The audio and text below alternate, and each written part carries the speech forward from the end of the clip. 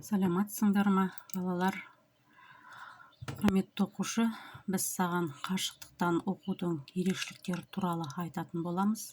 Сен біраз уақыт ерекше түрде білім алатын боласың. Бұл қалыпты сыныптағы өзгеше білім алу түрі. Қашықтықтан оқу кезінде сенің жаныңда мұғалімде, сыныптасыңда болмайды. Сен енді үйде отырып өз бетіңмен оқитын боласың. Бұл оқудың табысты болуы тікелей өзіңе байланысты және саған бірнеше ережелерді орындауға тура келеді. Компьютер мен смартфон тек ойын үшін емес, енді оқу үшін керек. Сен компьютер мен смартфонды білім алу үшін қолданатын боласың. Олар арқылы онлайн сабақтарға кіресің. Мұғалімнің ұсынған сабақтарын орындайсың, немесе бейне жазба сабақтарды көретін боласың. Қашықтықтан оқу дегеніміз үнемі компьютердің алдында отыру деген сөз емес. Қашықтықтан оқу аз мөлшердегі онлайн сабақ, ал көп мөлшердегі сенің жеке оқуың. Ал қалған уақытта оқулықтың, дәптердің көмегімен жеке тапсырмаларды орындайтын боласың. Сен осы сабаққа қалай дайындаласың? Мұғалім жіберген онлайн сабақтардың кестесімен таныс. Қашықтықтан оқуға қажетті арнайы құралдардың дайындығын қадағала. Оқу орныңды дайында. Сенің сабағыңа кедергі келтірмес үшін алдымен отбасы мүшелеріне ескерт. Сабақ кезінде мұғалімді мұқият тыңда.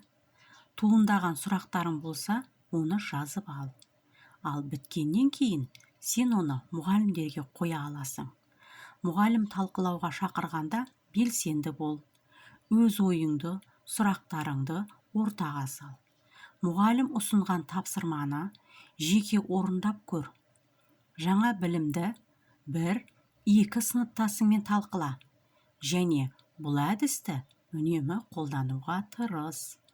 Қандай да бір сұрақ, қиындықтар туындаса, мұғалімге хабарлас, кеңес ал. Сонымен қашықтықтан оқу сәтті болу үшін 5 саусақ әдісін орындауға шақырамын.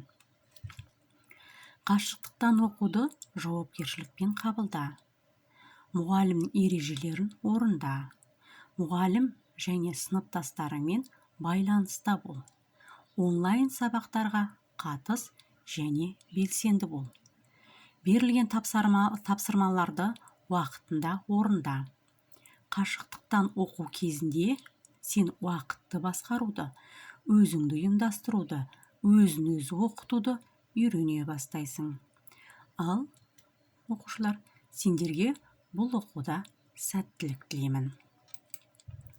Енді балалар, біздің бүгінгі өтетін жаңа сабағымыздың тақырыбы теңсіздіктер. Оқу мақсаты: квадрат теңсіздіктерді шешу, квадрат теңсіздікті функцияның графигі арқылы шешу. Сабақ мақсаты: барлық оқушылар теңсіздіктер тақырыбы бойынша алған білімдерін қорытындылауға және шығармашылық түрде бір жүйеге келтіруге үйренеді. Оқушылардың басым бөлігі жаңа тақырып ұғымы жайлы толық түсінік алады. Оны қолданып есептер шығаруға үйренеді. Кейбір оқушылар жаңа айнымалыны енгізіп, квадрат теңсіздіктерді шешуді үйрету. Сабаққа шолу: квадрат теңсіздікті функцияның графигі арқылы шешу бүгінгі сабақта меңгеретініміз.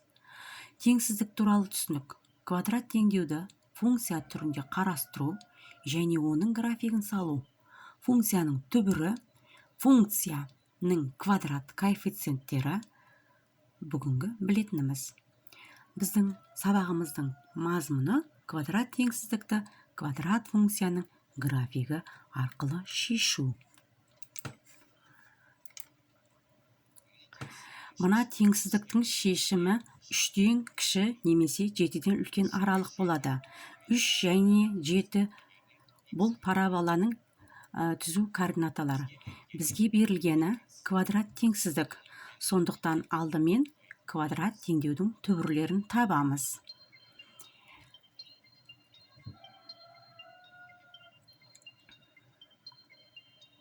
дискриминант b квадрат минус 4ac тең 16-ға. Дискриминантымыз 16-ға тең. Енді x1 мен x2-нікі. x1-міз 3-ге, x2-міз 7 сандарына тең болды. Енді келесі теңсіздік шешейік. Ол үшін t деген жаңа айнымалы енгізіп, t квадрат 4-тен кіші теңсіздігін шешу керек. Алынған теңсіздіктің шешімі минус 2-ден артық және 2-ден кіші сан аралығы болады. Теңсіздіктің екі жағына 5-ті қосып, біз дұрыс жауабын шығарамыз. Теңсіздіктің жауабы 3 пен 7 сан аралығы болады. Квадрат теңсіздікті квадрат функцияның графигі арқылы шешу. Бұл жерде бізде 0 түрінде берілетін теңсіздік квадрат теңсіздік деп аталады. Бұл жер ax квадрат қосылған bx қосылғансы бұл 0-ден үлкен. Енді квадрат теңсіздік шешу үшін біз осы ax квадрат пен bx квадрат қосылған с тең 0 түріндегі теңдеудің түбірлерін табуымыз қажет. Дискриминант мәніне және бірінші коэффициент таңбасына байланысты y тең ax квадрат пен bx квадраттың қосындысы қосылғансы функциясы графигінің орналасуының 6 жағдай болады. Енді параболаның бұл жердегі ox осіне жоғары жатқан аралығы ax квадрат қосылған bx қосылғансы 3 мүшесінің мәндері оң болғандағы аралығына сәйкес. Параболаның ox осіне төмен жатқан аралығы берілген 3 мүшенің мәндері теріс болатын аралығына сәйкес болады. Теңсіздік таңбасы қатаң болғанда аралықтың ұштары шешімдері аралығына жатпайды. Ал теңсіздік таңбасы қатаң емес болғанда аралықтың ұштары шешімдер аралығына жатады. Квадрат теңсіздікті осы әдіспен шешу графикалық әдіс деп аталады. Квадрат теңсіздікті функцияның графигі арқылы шешу алгоритмі. Квадрат функцияның бірінші коэффициенті арқылы парабола тармақтарының бағытын анықтау. Теңсіздікке сәйкес квадрат теңдеудің түбірлерін табу немесе түбірлерінің жоқтығын анықтау. Енді балалар осы өтілген тақырып бойынша білімдерімізді бекітейік. Енді x квадрат пен 4x азайтылған 5 теңсіздігін шешу білімімізді жинақтап аламыз.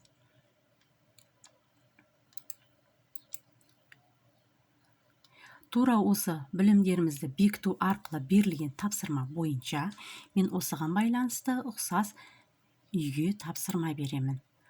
X квадрат азайту 6x қосылған 8 теңсіздігін шеш.